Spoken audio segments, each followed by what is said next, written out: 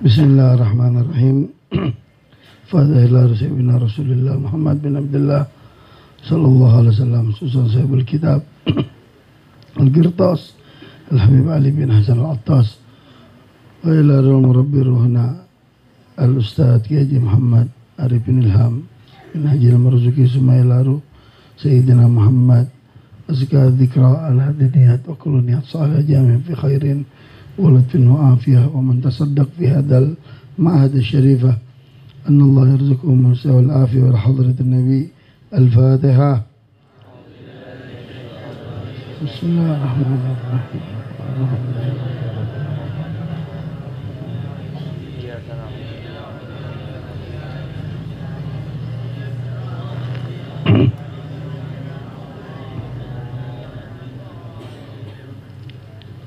Bismillahirrahmanirrahim. Assalamualaikum warahmatullahi wabarakatuh.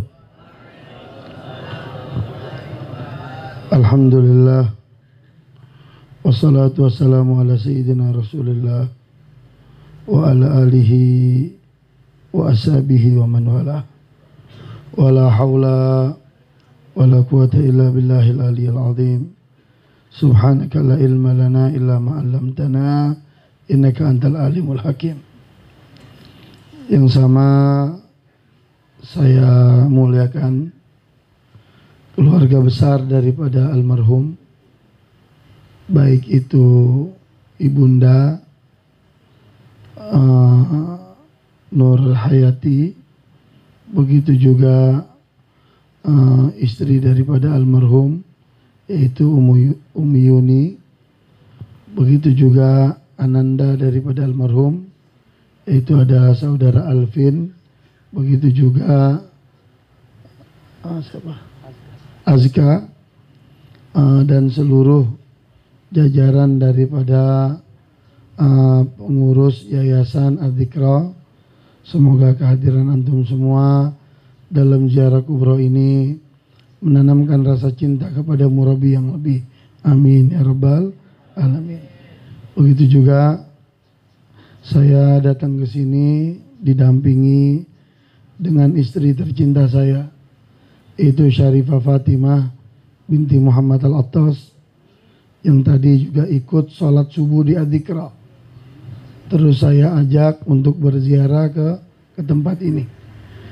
Para santri-santriwati daripada Ma'had Adzikra, insyaallah ilmu yang antum dapat daripada tempat ini bersumber dari murabbi kita, yang mana kita tahu murabbi ini sanadnya jelas, menimba ilmu dengan siapa, sambung menyambung ilmu ini sampai dengan Rasulullah Sallallahu Alaihi Wasallam.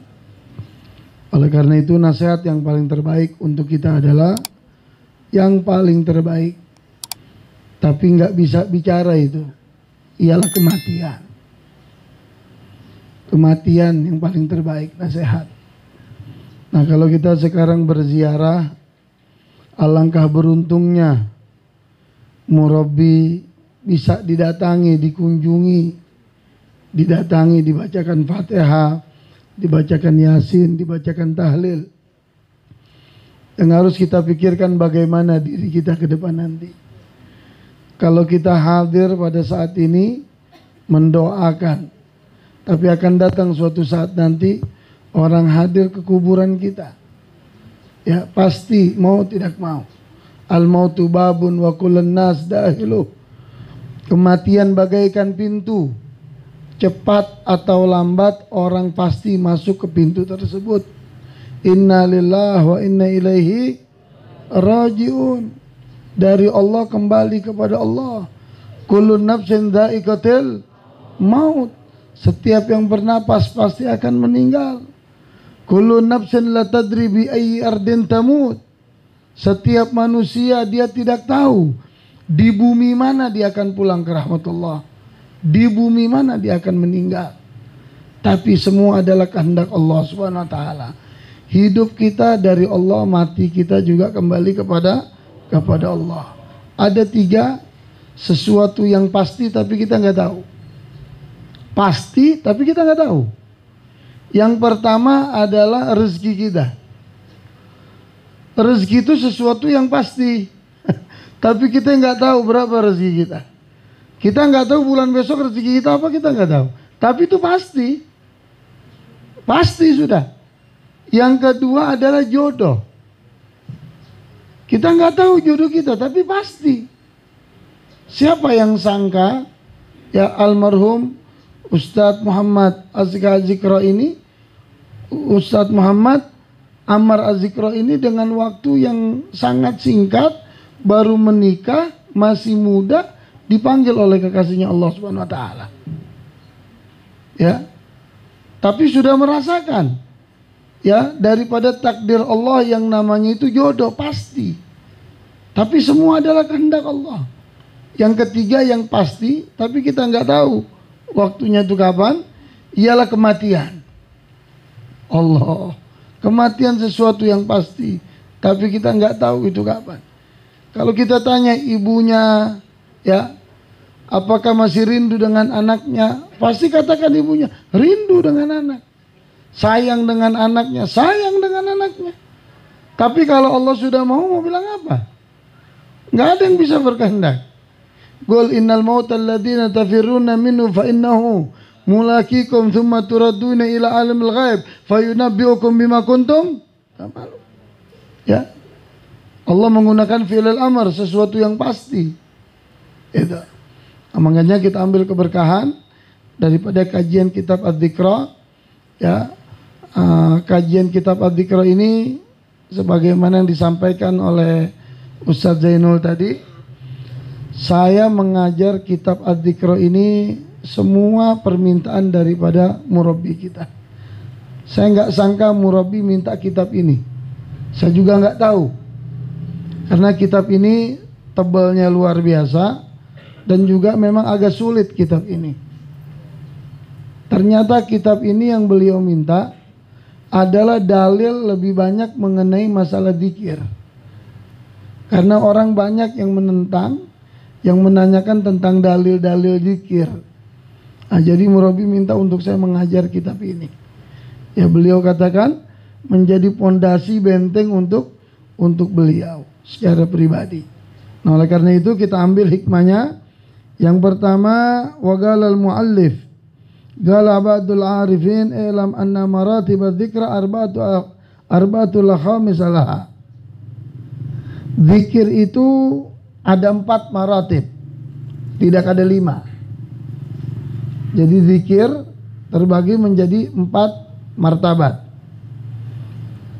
Al-ula zikrul lisan. Yang pertama adalah kita zikir dengan lisan. Lisan berzikir, yaitu wahwa la ilaha illallah. Itu namanya zikrul lisan.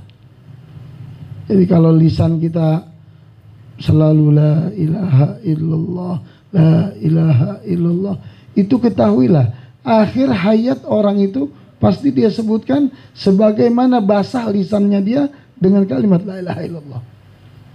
Jadi jangan kita anggap ini, saya masih muda, waktu saya masih hidup, saya bisa kok ngomong la ilaha illallah.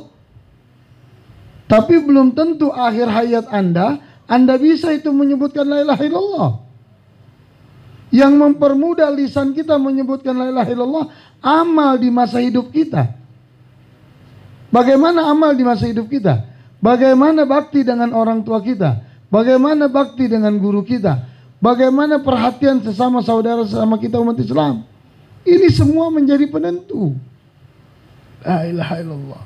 Makanya waktu Al-Imam Ar-Rafi'i, beliau ini sangat susah digoda sama setan. Jadi Imam Rafi'i ini, setan ini bisa dibilang udah nggak sanggup lagi goda Imam Rafi'i, nggak bisa diganggu. Dari selah sini digoda nggak bisa Imam Rafi'i, dari celah ini nggak bisa. Padahal setan itu menggoda manusia.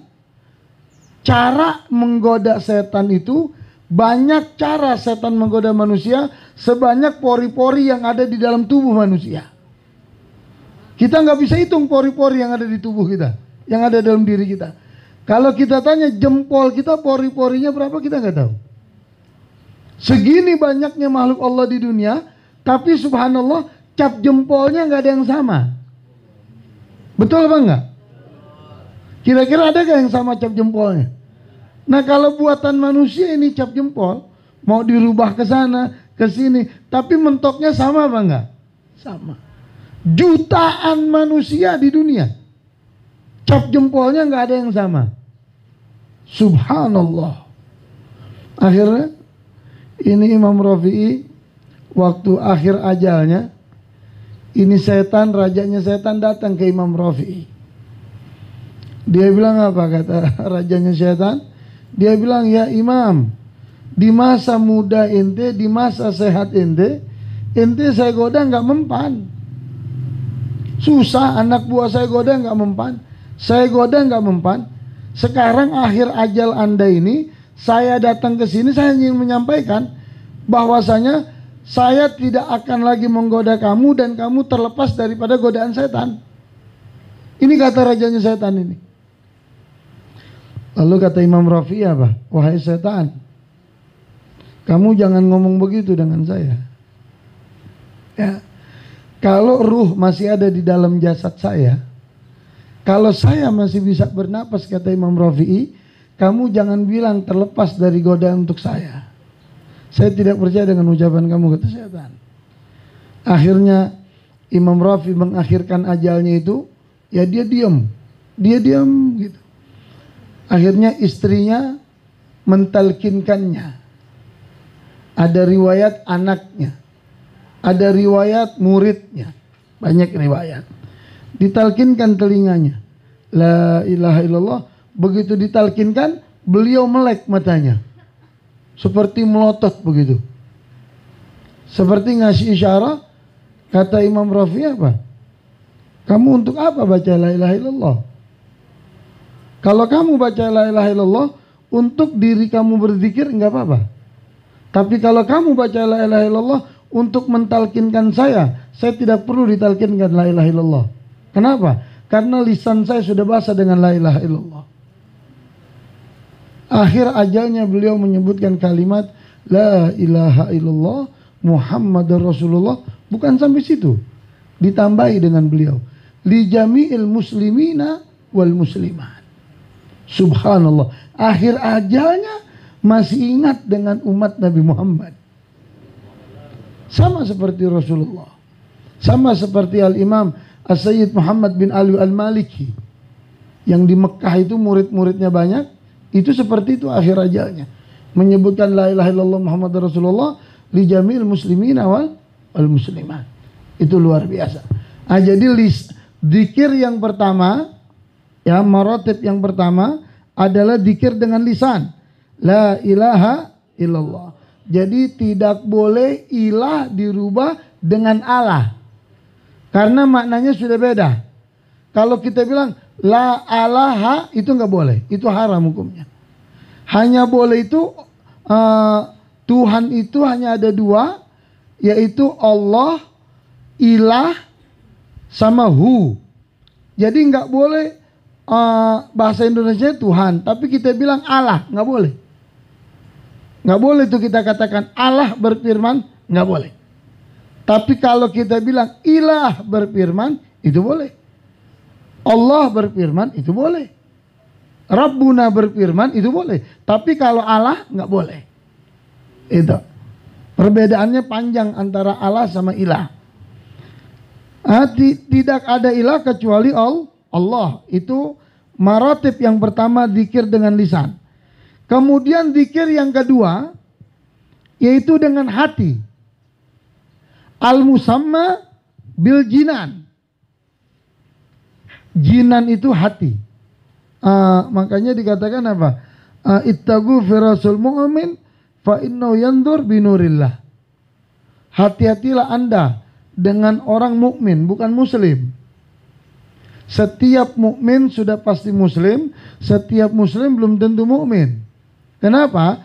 Kalau mukmin dia taat dengan Allah, dia kerjakan rukun Islam, rukun iman, taat dengan Allah dengan sempurna, itu mukmin.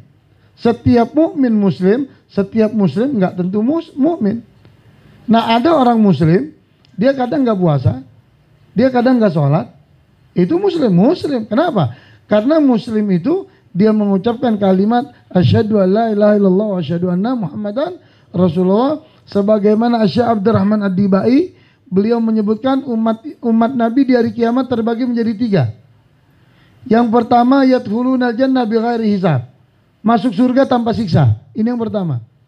Allahumma ja'alna minhum. Semoga Allah jadikan kita semua golongan yang pertama, masuk surga tanpa siksa. Yang kedua, wa thulutsu yatuna bi dzunubihim khata'ihim fa yakfur lahum. Yang kedua golongan datang menghadap Allah, dosanya banyak. Fa yughfaru lahum, Allah ampuni. Yang ketiga, wa thulutsu yatuna bi khata'ihim ka'amsalil jibal. Yang ketiga golongan ini datang menghadap kepada Allah dengan membawa dosa setumpuk bagaikan gunung, itu dosa dia. Dia udah nggak kuat lagi bawa dosa, nggak kuat. Ghaira annahum, Allah ampunin orang itu dengan apa? Modalnya yashhadu an la ilaha illallah muhammadan rasulullah. Dengan dia menyebut kalimat asyhadu an la ilaha illallah wa asyhadu anna muhammadar rasulullah, itu golongan yang ketiga diampuni. Tapi pasti ada aturannya. Ya mungkin dia disiksa dulu, sebagaimana baju kotor. Kita kalau punya baju kotor, baju habis kita pakai 1 hari, kita masukin mesin cuci, diaduk itu baju mesin cuci. Udah diaduk, dikeringin lagi. Itu proses yang kedua, keringin. Sudah itu dijemur. Sudah dijemur, yang keempat prosesnya triska. Habis triska baru pakai. Ya kita pun seperti itu nanti. Nggak bisa kecuali amal kita. Ya. Nah kemudian wa dzikrul al-jinan wa dzikrul lisan miftah dzikir galab. Wa dzikir galab Allah Allah. Adapun zikir jinan itu, zikir hati adalah Allah Allah.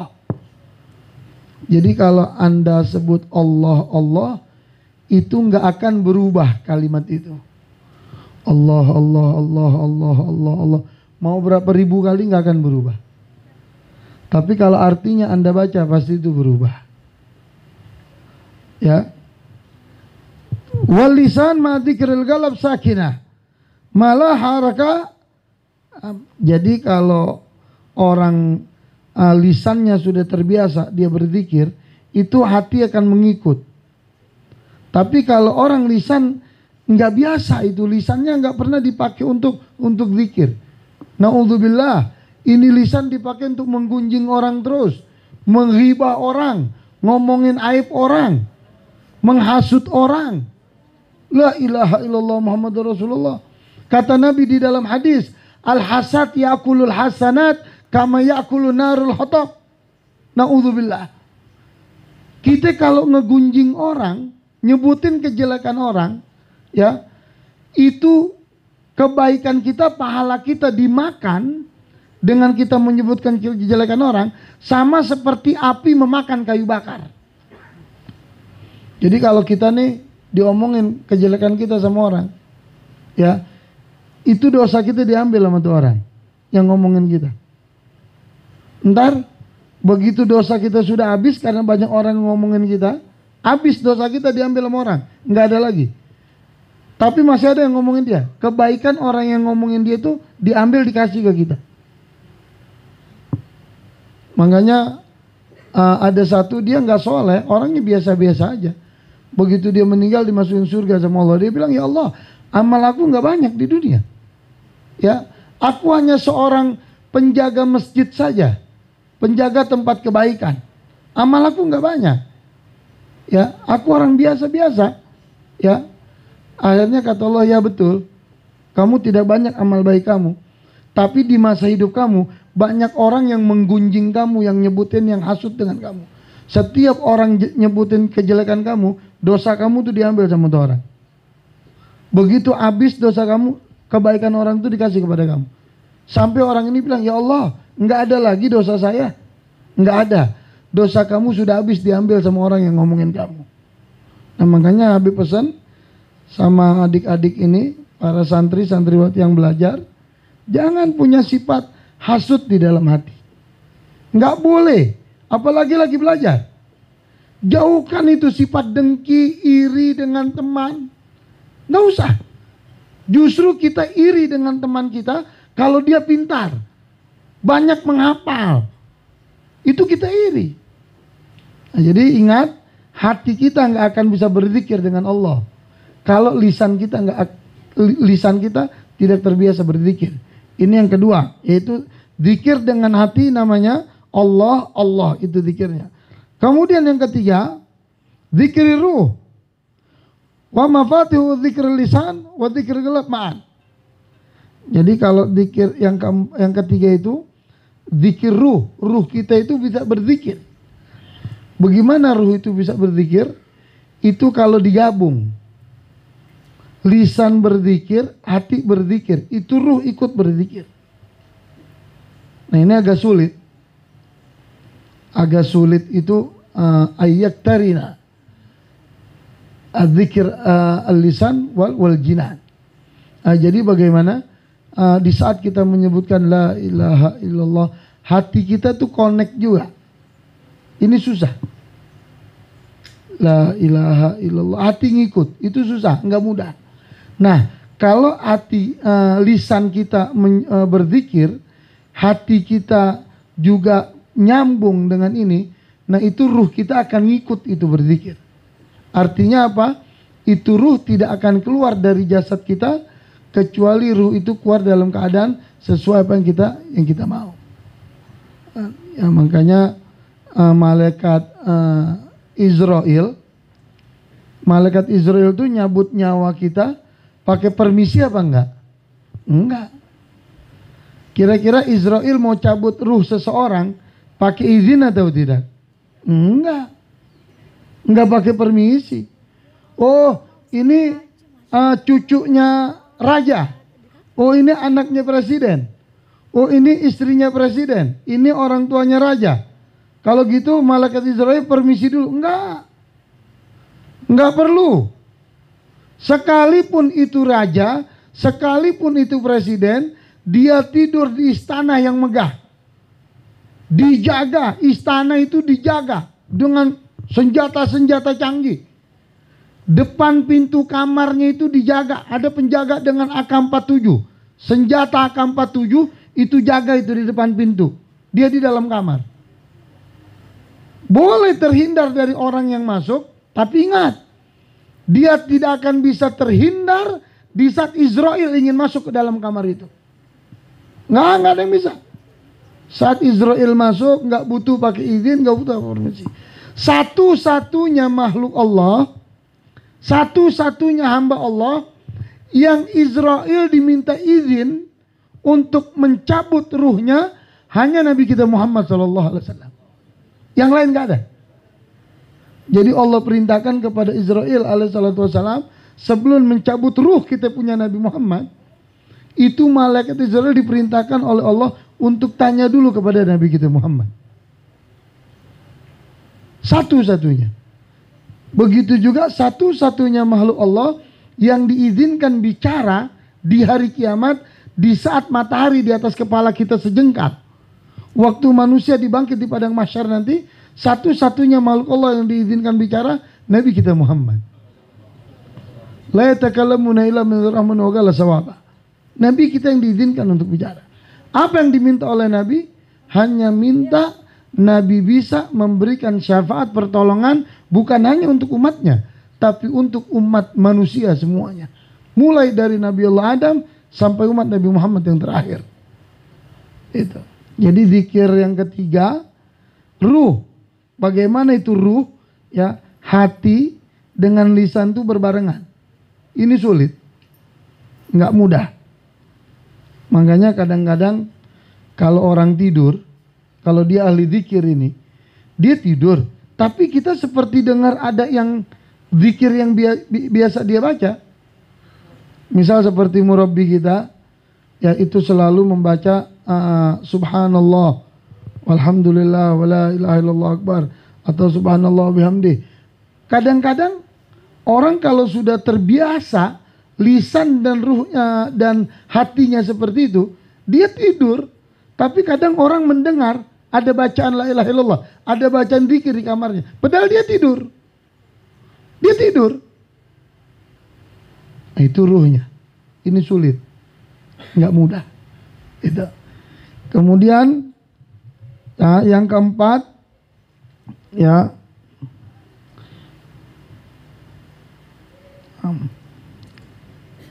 Arabi dzikr asir. Yang keempat, yang terakhir, zikir dengan sir, secara rahasia. Enggak ada yang tahu orang itu. Asir wahwa walianno madzakara ila bil hawiyah wahwa yastawa bil adhkar kullaha wa zakara istiqral al-kawakib wal kalamar syam fa yadun sa dzakar ruh annu masrub faqad dzakara ruh wa fi maqamin nihayah. Jadi kalau pakai zikir dengan rahasia itu, ya, yang keempat derajat zikir secara sir, ya. Jadi lisannya berzikir, hatinya berzikir, ruhnya berzikir, ya baru bisa tuh secara sir. Diemnya dia itu dia sudah zikir. Diemnya saja dia itu sudah zikir. Makanya yang dikatakan apa? Panca inderanya ikut berzikir semua. Kan ada waktu Imam Hanafi atau Imam siapa di Masjid An-Nabawi tidur, atau di Masjidil Haram, waktu tidur itu, ya, ada orang ahli maksiat tidur di sebelahnya. Yang lain digangguin sama setan. Yang jarak lebih dari 40 digangguin sama setan. Tapi yang jaraknya 40 meter dari imam ini nggak digoda sama setan. Kenapa? Setan nggak bisa menggoda orang ini 40 meter kanan, depan, kiri, belakang. Karena ada orang alim tuh sedang tidur. Jadi tidurnya orang alim itu, ya, sirnya dia tuh berzikir. Jadi 40 meter yang di sekitarnya itu nggak berani tuh digoda. Kenapa? Takut mengganggu. Allah. Kemudian yang terakhir, ya, kesimpulan. Jadi kesimpulannya ada dua, kita ambil kesimpulan saja. Yang namanya zikir dengan lisan dan zikir dengan hati. Itu yang kita simpulkan saja. Jadi kalau Anda membiasakan lisan Anda itu berzikir, hati Anda berzikir, maka Anda yakinlah, ya, kemana Anda berjalan itu akan terjaga oleh Allah.